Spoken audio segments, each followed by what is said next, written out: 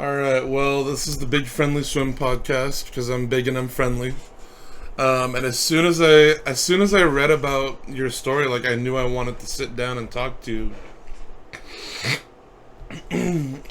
But just to start us off, could you talk about your experience swimming at Virginia Tech and like what brought you there, and then how you learned from swimming there and like how it's helped you in the future? Well, not what, but who brought me there. Probably would be better because Sergio brought me there. Um, it was a really funny story because I was really pursued by a lot of universities after two consecutive World Junior finals and a medal there and all that stuff. So I was highly recruited, and I wanted to go to a school that's maybe not the biggest, but also not the smallest. So I was like considering Auburn first, which again was because of Sergio, because he was there as an assistant coach. After that, he changed jobs or was jobless for a little bit, I think. So I kind of swerved from going to the US. But when he got the VT job, he approached me again. He was like, if you can wait until January, I can get you with me here. And I was like, yeah. So Tennessee was another university that really wanted me. One of their coaches came to Bulgaria, talked to me, a really good guy, great guy. And then after that, Sergio came and talked to me, and I just felt like Sergio was the right coach for me. Just from knowing him for a little bit, I think my dad really liked him, which is really important for me because he's been with me my whole like swimming career. So I came to VT beginning of 2019, right after Worlds, and pretty much um, got all my best times during my period in VT. And I'm still working with Sergio until today, until this day. So even when I'm back home, I still practice with him, talk to him, and it's good. I really like his approach. I like his practices. I love BT as a school. I don't like Blacksburg that much as a town, but I think if you go there to swim, it's the perfect place because you don't have that many distractions. So it's good and bad at the same time. But I grew up in a small city in Bulgaria, like 40,000 people. So Blacksburg is like big for me even. So I think it was good. Also, I love the team. I got really I got into the team really fast and with no problems. I've never been like I never felt bad in the team. I never felt how'd you say it? Maybe just like mm, not having friends and stuff on the team because that was really important for me. I never like had a team back home. I've always would be training alone and stuff. So I think I like the culture and the universities in the States, and that just motivates everyone to just give their best every practice, every competition, and you just grow into believing that swimming is not an individual sport. It's more of a team effort, especially on the coaching side. I think that's definitely something that's attracted a lot of international athletes to competing in the U.S. is like that sense of camaraderie and really that like sense of community that like really only college sports can achieve.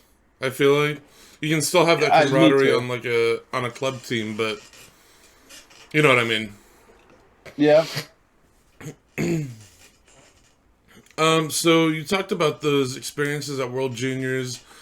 How did the like those first international experiences on the junior stage in 2016, and then on the senior stage in 2017? How did those help you in subsequent years? Well, I've always thrived under pressure, so I just liked competing. I liked being in front of a big crowd. I like it when there's pressure, when there's um, just excitement around the meet. So every time I would go on a bigger and bigger stage, I would just swim faster.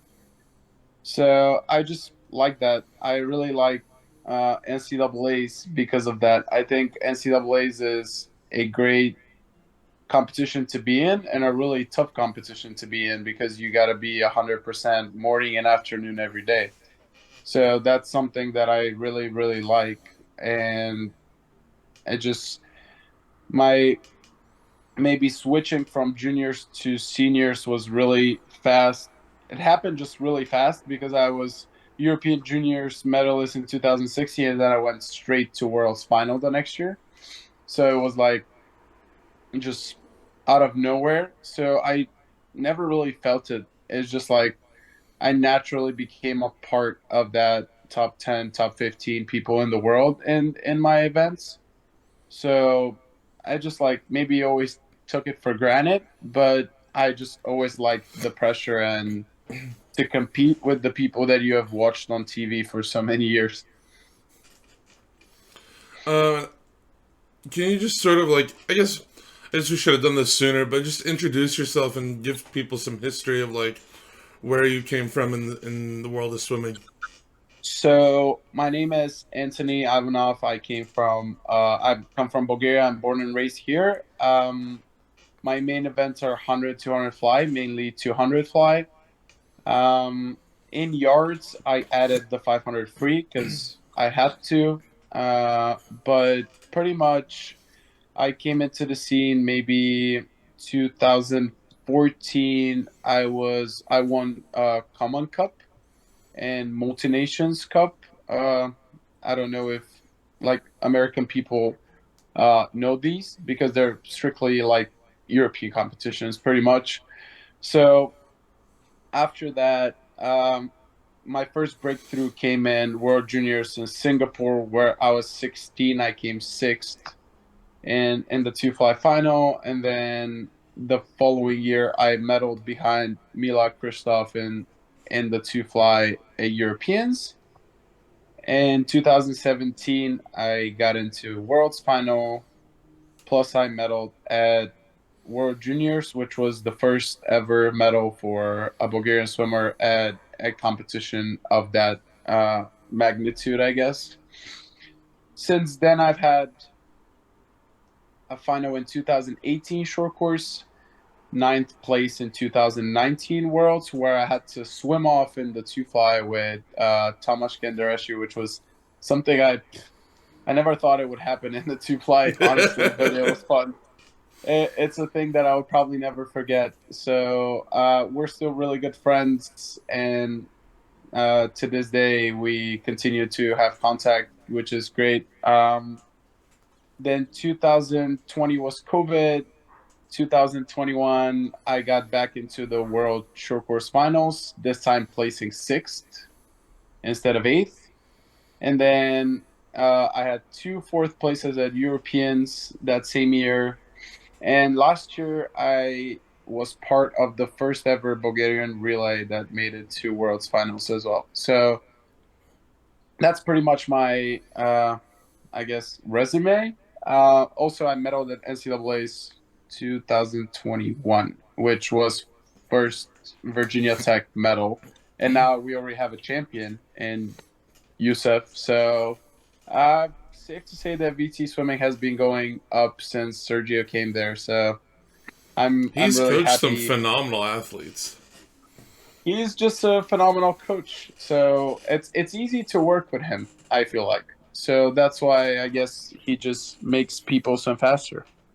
He's one of those coaches that whenever I see anybody talking about him, it's always positive. Like I don't think I've heard anybody say something negative about him anytime Yeah, his name has come up.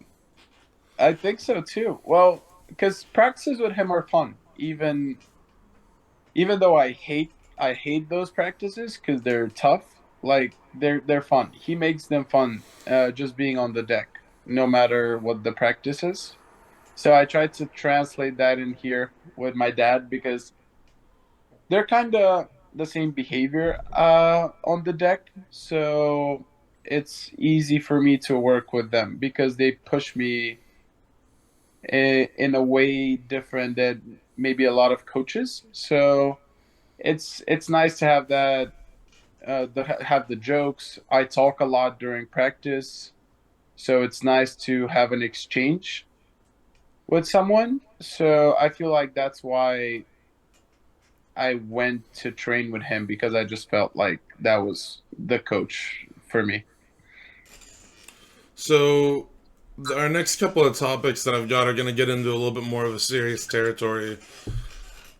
But I'm wondering if you can talk about in 2016 being left off of the Olympic team, despite the fact that, at least from a FINA points perspective, you should have been named to the team. And then Yep.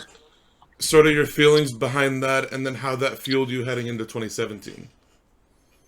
Yeah. Well, that's a really uh, a story that probably for you guys in the US will be um, like not understandable and crazy to hear, but things in Bulgaria work really bad, and corruption is on a really high level in the whole country. So pretty much 2016, when they chose the other guy to go, uh, I was told that I'm not going to the Olympics because I didn't go to Worlds the previous year, which to this day I think is a lie.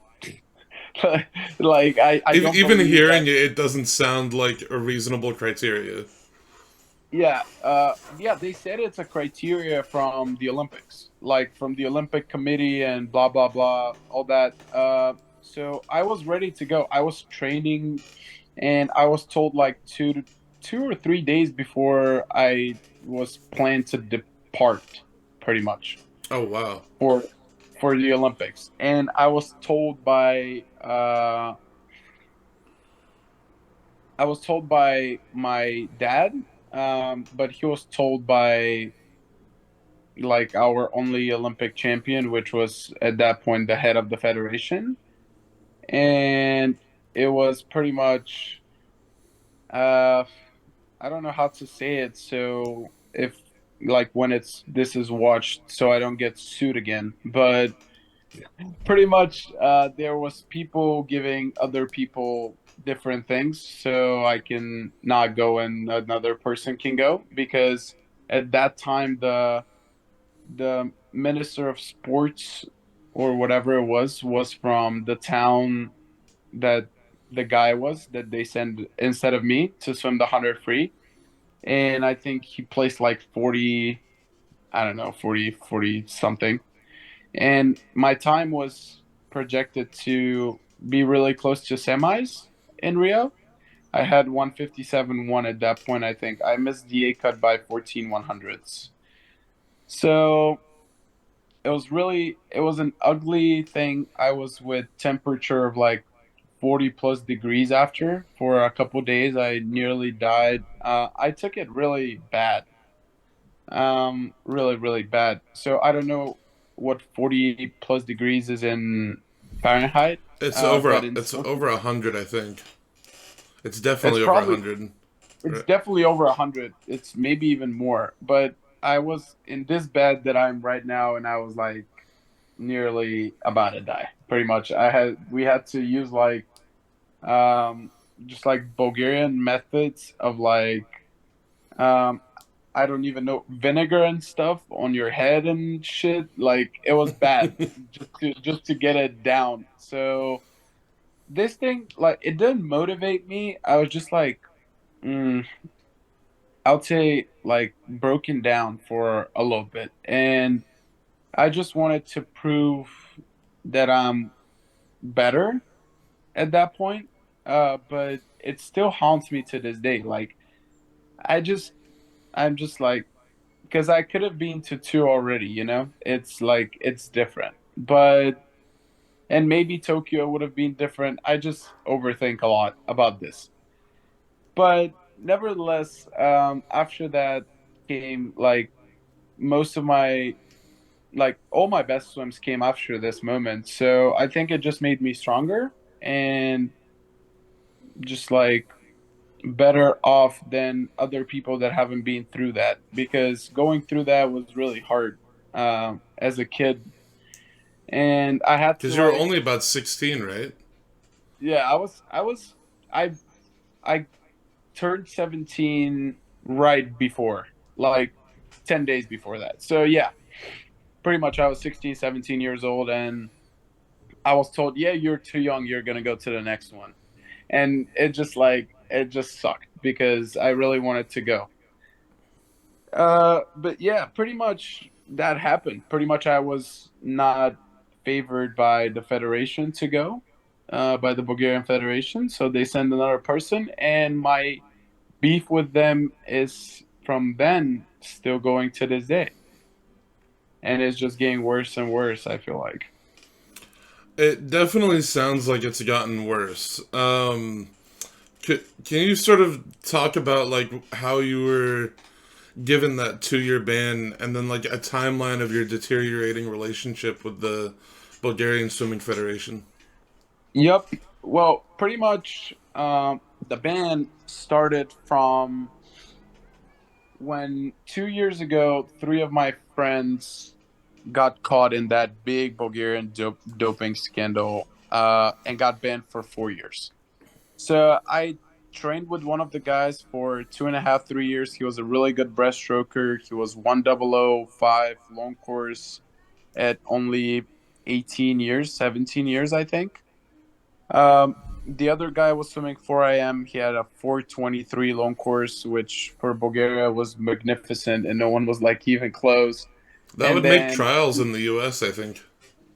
yeah, 4:23 is Yeah, like a that's no really good slouch. time. Really good time, but like he was always a hardworking guy. Really like stable. He went from like 4:38 at like 15 to like 4:23 at like 21. So he was just like constantly just dropping time and working. And then the other guy was swimming 400, 800, 1500 freestyle, training with me as well. And it's really deep. The whole situation is really deep. But pretty much from what I understood, because I'm not gonna say that I know because I'm still gonna get sued. But from I what I don't want to get you in understood, trouble. Don't worry. I don't want to get you in trouble. no, no, I don't want to get myself in trouble because like I just don't like lying, and it's being to the point where it's just Yeah, like, of course. you know. So pretty much the whole national team was on a camp, high altitude camp, where I think, I mean, I know everybody was taking the same stuff as like pills and stuff for recovery Hmm. from the doctor of the national team. And after that camp, everybody goes down to the capital of Bulgaria to continue into another camp in which the Bulgarian Anti-Doping Committee comes to test three random people. Apparently, it wasn't random, but they chose those three people to like sacrifice and put them under the bus to save other people. Which, after I understood, I just had a really big output on social media, TVs, and all that in Bulgaria. I was like, they should be fired. They shouldn't be in the federation anymore. Like the people that are on top, of course, coaches and everything. And my problem started after this. Um, I got back to Bulgaria in the end of March 2021, right after NCAA's. After talking all that shit to the federation, nothing changed. Everything stayed the same. The same people are still there in the federation. And I came back. I'm in Sofia, and I'm traveling to Varna. My WADA like address was in Sofia from like 6 to 7 in the morning, which I wasn't there. So they call me and they're like, "We're here," and I'm like, "Okay, I'm not there, so that will be a first missed. If you want, you can come and check me in Varna. I'll be in Varna in a couple hours." And they're like, "Oh no, that's gonna be a miss." Blah blah blah. I was like, "Okay, yeah, that's a first miss. Like, no worries." So I changed my address to Varna while traveling, and I put it at 12 to 1 p.m. because it's like 4 to 5 hours. So I was there at 12, and another um, drug test came. Like another drug testing crew came from the same Bulgarian Anti-Doping Federation to test me on the same day that I had a miss. So I give this test. It's a negative. A couple months later, I get a email that I have a missed test and a negative test on the same day. And I'm like, damn, isn't like that getting removed? Because if you're hiding as an athlete and then you have a negative test 4 hours after you're supposed to, then for me, this is not hiding because you have only one time slot per day. So this was my first missed. Second missed is even funnier because I was at Worlds in Abu Dhabi. Um, my phone, because it's American, it needs a two-factor to get into WADA, to WADA's system. And I don't have that second factor because I don't have a reception. But the Bulgarian Anti-Doping Committee knows where I'm at. FINA knows where I'm at. WADA knows where I'm at because I'm competing at Worlds. I'm sleeping in their hotel, all that.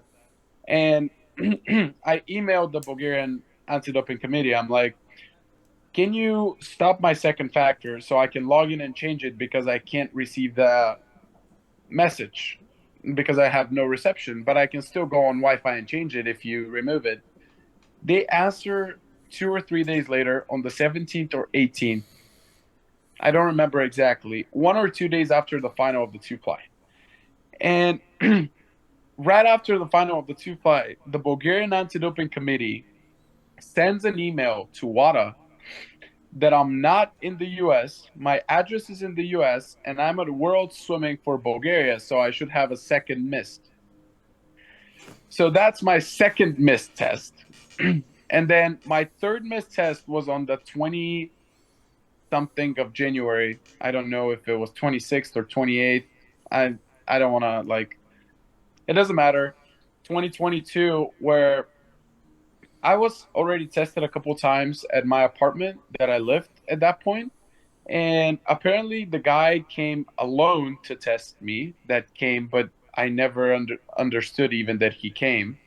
So I still think that he was late or something, but he didn't know it was like I had two falls already, which I don't even know if they're like falls. It's crazy. But after that, he said that I had no apartment number, but I have been already checked in that apartment, so he could have really easily got into the database and see what apartment I have given drug tests in and came and knocked on the door. I was at home at that point. It was 6 a.m. And that was pretty much my third missed test, in which he said that he left from, I don't remember which state, but he said it was like 7 hours away. He left in the afternoon and got there at 5:45 in the morning. So either he's lying or he got in there late, and it's just like really gross because that was my third miss. So all my missed tests have been like There's my been fault as something like well. off about them though. Yeah, my fault as well, for sure. But there's always been something off on them, especially on the last one because he even said he called me a couple times at 6:45, and my hour was from 5 to 6. So he never called me first because I went to AT&T, got my call log and everything. I never had missed calls from that guy. He like called and hung up the phone, I guess, just to have proof and stuff. But yeah, all three of my missed like tests have been off at with something. Especially the first one because I have a negative on the same day. So now we're appealing for I don't know which time even, but hopefully I can be I'm back training now. Today was the end of my second week back in the pool. I had a really interesting set today. one of the sets I really hate and Sergio really likes. But it goes like this. It's 150 main stroke on 230 aerobic one, and then you go into two 100s freestyle, just steady, keeping good pace, and then you go into another 150, which is aerobic two, and then you have a 50 easy, and you do that 4 rounds, in which the second 150 main stroke just gets faster and faster until you go all out on the fourth round, and it was just awful. But I got through it, had a 150 all out last week to get my chart and stuff. And today on the last round, I was only 4 seconds slower than that 150 all out, which is good, considering I've been out for, I don't know, like I haven't trained seriously in maybe a year. So it's good. It feels good, and I'm just working to get back and be back. Hopefully, if my ban is revoked, I can go back to Paris and try to qualify. If not, my next goal would be Singapore Worlds next December, because it was the pool of my first Worlds. So I think this is the second stage of my career to come back, so it would be good to start from the same time and same Yeah. place. I don't know. Now, is that standard for a tester to come alone? Does that usually happen, or is that? That's the first time it has happened to me, and I've been tested so many times that it was. That's why it was off for me for some reason. Like coming alone is kind of, I don't know. It was just like I felt like there's something was off, but I don't know yet. I don't know yet. Hopefully, we'll get to the truth at some point.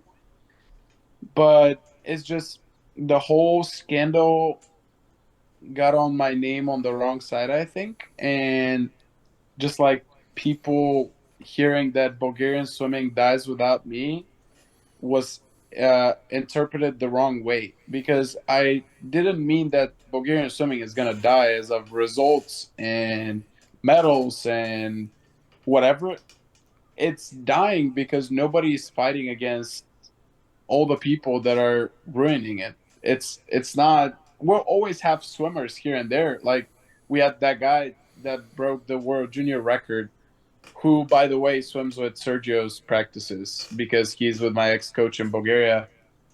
But it's bad because from what I've heard, uh, he has done like blood stuff and that before competitions, and if I think if someone checks him like now, because there hasn't been 6 months past, if they ask him if he's done blood like change in the past 6 months, I don't know what's gonna happen. But I don't think he's still in WADA. So like I don't care. I don't want him to be, because that's gonna be bad for the whole Bulgarian swimming. Like it's gonna look bad. Like the doping scandal's enough. If something else happens, that'll be like worse. But I've heard really, really bad things about this whole situation and about how they're pretty much trying to get the kid to swim as fast as he can so he can prove there's other Bulgarian swimmers, and to like shift the focus of the problems. So I don't know how true that is, because I've seen him train. He trains great. Um, he's fast, but his body really changed in the past like 6, 7, 8 months, because he was 353 in March, and then he was 344 in, was it June? I I don't know think if it it was was like June. I think it was like mid August was when World Juniors were held. No, but it was European Juniors where he Oh, went oh, like the world junior record. So maybe I think it was more in the it, beginning of the summer, maybe July. yeah. I don't know, but yeah, I've heard really bad things ever since, and I don't know if they're true or not. Hopefully, they're not, but if they are, then that's really bad. So, you talked about that phrase Bulgarian swimming dies without me. When I read that on SwimSwam, I had a feeling it was taken out of context. It And then was. It was. It was. could you talk about like did you have a conversation with the writers there? And did they apologize to you at all for taking that out of context? Like what was that conversation like? Well, I tried to talk to them and tell them what really happened so they can write another article, but they told me if I don't have evidence, then they don't care. And I told them I can't give evidence from the case until the case is done. Uh, because like my lawyer just doesn't let me do that. And yeah, that was pretty much it. But I texted him. I said that it is taken out of context. I explained that I meant that just nobody's fighting against all the corruption and everything that's going on behind the scenes.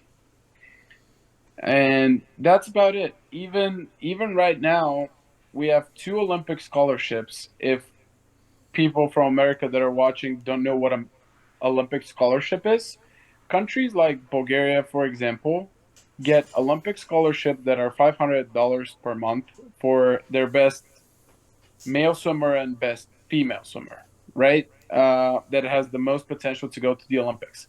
Usually, in those countries, they give it to people that have been to the past Olympics and are trying to go for a second one based off um, who got the better placement there. So the men's side is given to Yosef, who swam the final in Tokyo in the 100 fly. But the female side, instead of them giving it to Diana, which is who is in Alabama, um, they gave the scholarship to a girl that just her body took really bad all the stuff they have been giving to everyone, and from going 414 long course for free, she had a lot of health problems and stuff, a lot of problems with weight, all because of everything that's been going on with the federation and stuff. And I feel like they gave it to her just to like as a consolation, you know? And it's crazy because it should be the girl that went to the Olympics. Like in my opinion, it's the most logic thing to Yeah. do. But no, like it's really really deep, and the thing is I talk and like speak and try to tell people what's going on, but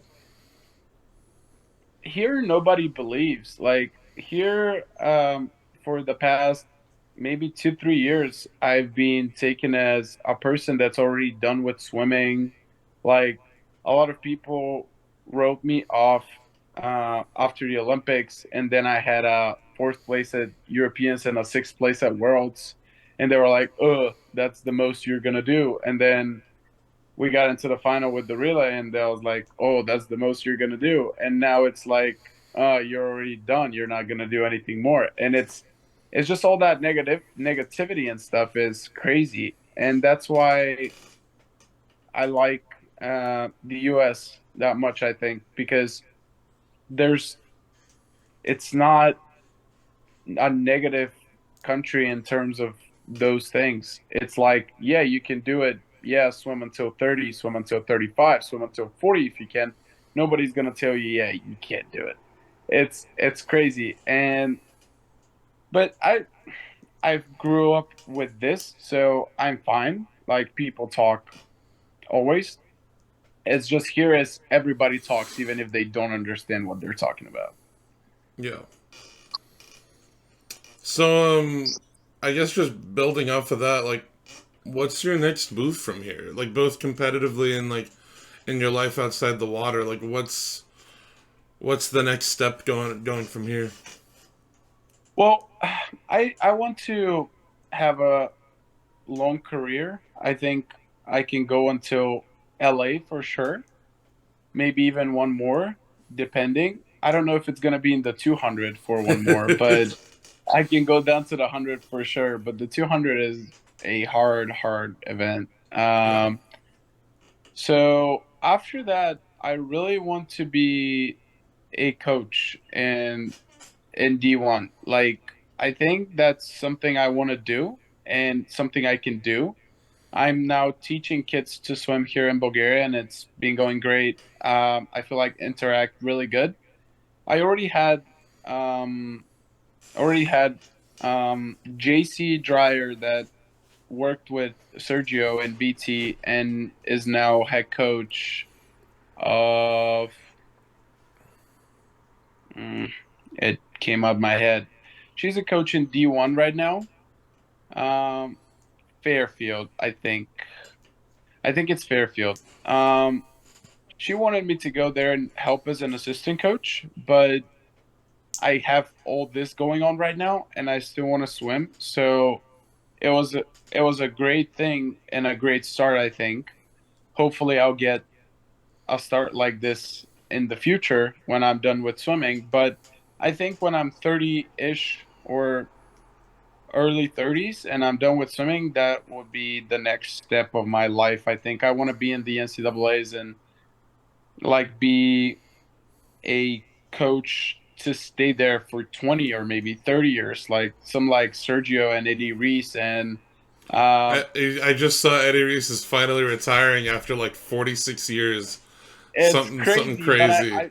I want to do that. I think it's awesome. You meet so many awesome people and you can help them grow and do their thing, and you get to relieve those moments all over again.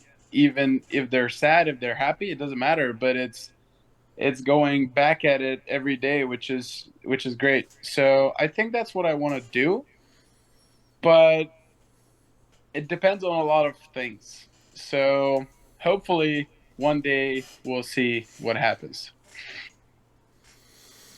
Well, I'm wishing you the best. I'm hoping that this whole situation gets sorted out. But so this. I have one last question for you, and if this question will get you in trouble, don't answer it. But Okay. have you ever spoken with any of your teammates on the national team about how they feel, or have they come forward to you, like in private, talking about like those three swimmers that got banned, or like your ban? Oh yeah. Well, a lot of like all of them are on my side. They know what's going on.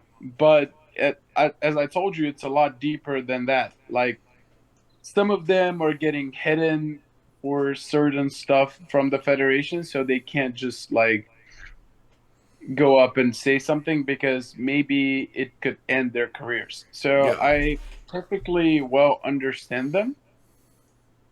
And I think the time when everybody's gonna go up and go against them is gonna come sooner or later because it just can't continue forever.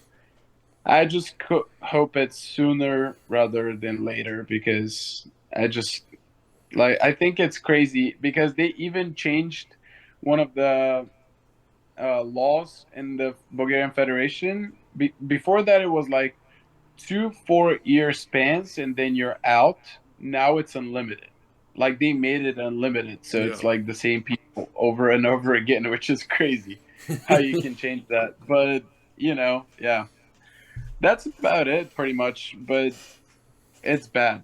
But I'm here to fight for it. I think people after me deserve better than this, and I'm gonna make sure it happens, or at least I'm gonna try. Well, I'm wishing you the best, and I'm grateful that you sat down and talked to me.